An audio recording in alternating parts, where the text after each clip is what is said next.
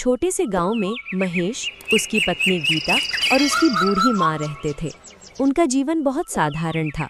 खेती किसानी से घर चलता था। पैसे कम थे लेकिन दिल बहुत खुश था। महेश भगवान शिव का बहुत बड़ा भक्त था।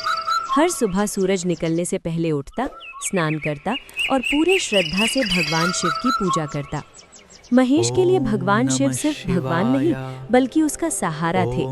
हर दिन की शुरुआत ओम नमः शिवाय से होती थी। लेकिन एक दिन अचानक उसकी माँ की तबीयत बहुत खराब हो गई। डॉक्टर ने कहा ऑपरेशन करना पड़ेगा और खर्च होगा करीब 3 लाख रुपए।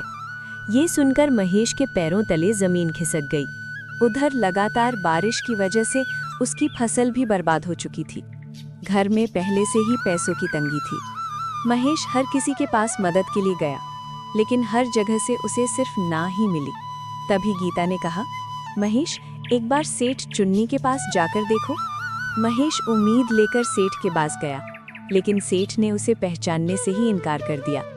जब महेश ने अपने पिता का नाम लिया तो सेठ गुस्से में बोला, वो गद्दार था और तू उसका बेटा है। और ये कहकर उसने महेश को धक्का दे दिया। कीचड़ में गिरा महेश सिर्फ शरीर से नहीं, अंदर से भी टूट चुका था। वो सीधे मंदिर पहुंचा और रोते हुए बोला, हे बाबा, इतनी श्रद्धा के बाद भी ये सब क्यों? तभी उसके सपने में भगवान शिव प्रकट हुए।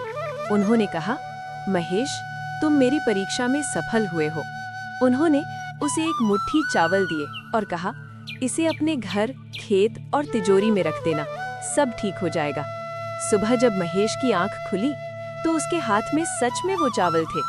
उसने वैसा ही किया जैसा महादेव ने कहा था, और फिर जो हुआ वो किसी चमत्कार से कम नहीं था। घर की तिजोरी पैसों से भर गई, खेतों में फसल लहलहाने लगी और घर ने खुशियां लौट आईं। महेश ने तुरंत अपनी माँ का ऑपरेशन करवाया और कुछ ही दिनों में उसकी माँ ठीक होकर घर लौट आईं। अब तीनों मंदिर गए और भगवान भोलेनाथ का धन्यवाद किया, क्योंकि सच्ची श्रद्धा कभी खाली नहीं जाती।